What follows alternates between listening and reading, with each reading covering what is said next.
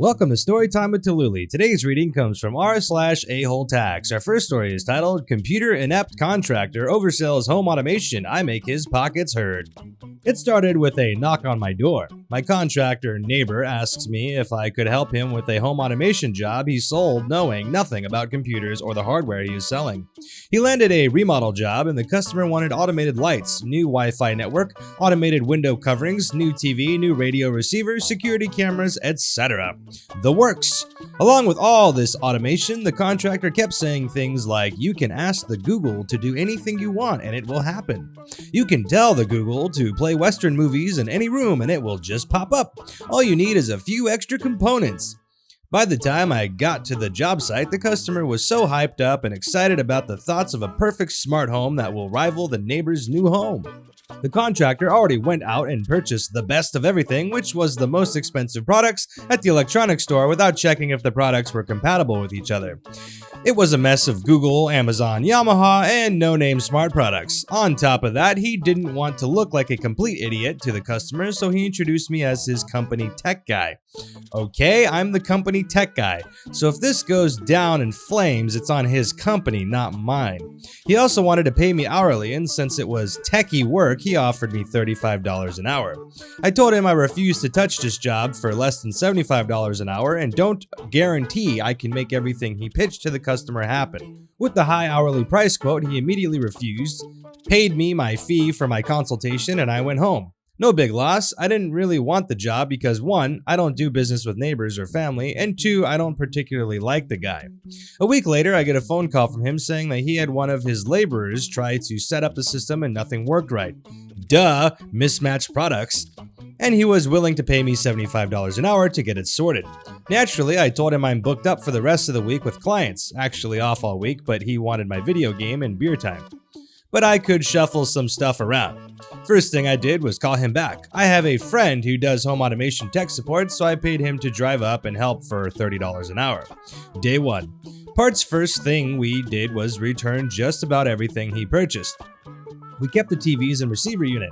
My friend ordered everything we needed to make the job work. This cost him an extra $2,000 in parts. Easy 10-hour day of shopping with someone else's money.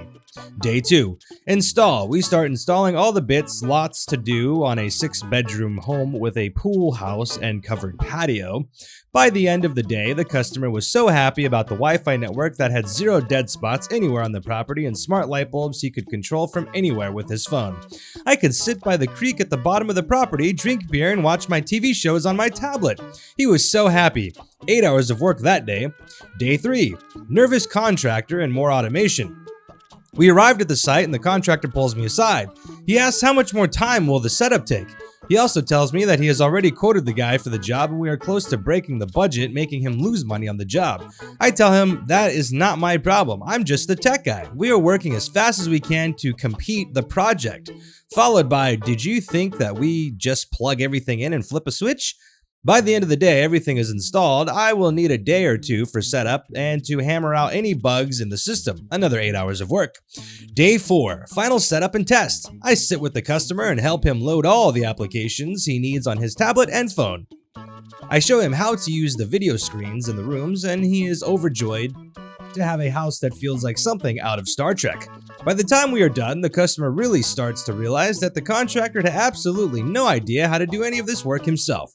I mentioned that he got the deal of the century on this project and the contractor is probably going to be upside down on this job. He says, I already signed the contract, he can't charge me another $1. The customer is a retired lawyer. The man knows his contract law. At the end of another 8 hours, my friend and I take the customer out for a beer at the pub and have some good old-fashioned fun freaking out the customer's kids with the system from miles away. Day 5. Idiot tech support costs contractor money. We roll in a little late and slightly hungover to the site expecting an easy half day. For some reason, the smart lights and window covering stopped working. We find that the contractor asked his laborer to install these extra lights into the Google, and the idiot knocked the whole portion of the system offline and reset a bunch of items while trying to fix it. It took most of the day to undo what the laborer did, but we get the system working perfectly. Everything is finished, customer is very happy. I tell the contractor I will submit an invoice to his bookkeeper for the hours worked and collect my check from the job site tomorrow, since my friend and I were invited to watch the baseball game with our new friend, the customer. He agrees. Day 6. Payment and pawn shops. I arrive at our new friend's house a bit early to collect my check and settle business before the ball game starts. Contractor hand me a check for $2,000, roughly half of what I am owed. I immediately say, "Where's the rest of my money?" The contractor says, "This is all the budget I have left from this job. This is all I can pay you." I reply with, "Well, if this is how you want to do business, screwing over a worker who is also a neighbor, you may have some problems." He responds with, "Is that some sort of threat? I will get you the money when I start this other job." I say, "It's more like a guarantee. I don't work on credit. Find the money today, and I now want verified funds, cash, cashier's check, or bank transfer." He says there's nothing I can do right now. I excuse myself and walk out to talk to the customer. Placing a $50 bill in his hand, I ask him for a lawyer's opinion and explain what happened. Now I am his customer. He says, "Wait here, have a drink," and walks into the house. I don't know what he said, but the contractor left fast. He walks back out and says, "You will have the rest of your money tonight. Let's get a pizza and watch this game." By the 5th inning of the game, the contractor comes back with everything he owes me in crisp $100 bills. After verifying the funds, I write him a receipt.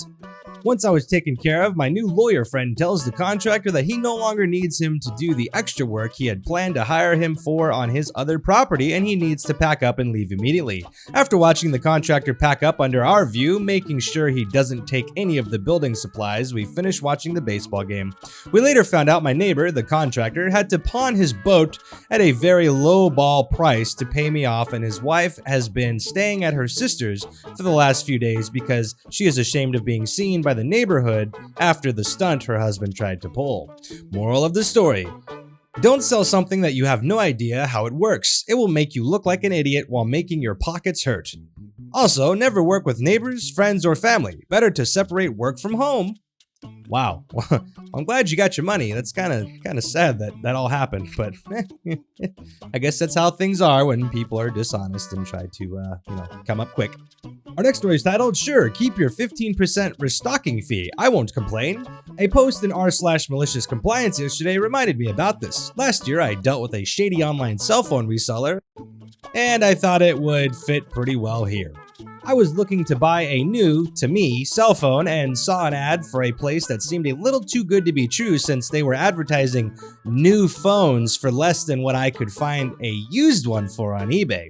I saw that they had terrible reviews, but they didn't seem totally illegitimate either, so I thought it might be worth a shot. The phone was advertised in new open box condition, but when I received it, the phone was obviously used with heavy scratches on the back and dead spots on the touchscreen, so I couldn't even type certain letters. The AccuBattery app also showed the battery would only hold 80% of its original capacity, which indicates the phone had been used for quite some time already. I submitted a return request, which the company accepted, but they completely ignored my replies asking for a return shipping label. I finally sent one last email saying I wasn't paying to ship something that was falsely advertised in the first place, and I'd file a chargeback if they continued to ignore my requests. I filed a chargeback, Chase quickly credited the money, and explained that the company had 30 days to dispute it. 30 days came and went, and I didn't think much of it afterward. Over 6 weeks after filing the chargeback, I finally received an email simply titled "Labels" with a label attached, which I almost disregarded as spam. I recognized the sender though, so I checked the attachments and then shipped their phone back. 2 weeks later, I received an email saying they'd received the return and that there would be a 15% restocking fee because the phone was as advertised and 100% functional. BS. I was pretty annoyed at first until I logged into my Chase account. Then I realized they'd already sent a refund minus 15%, but the original credit from the chargeback was still there too. So they basically refunded it twice, minus the 15% for one.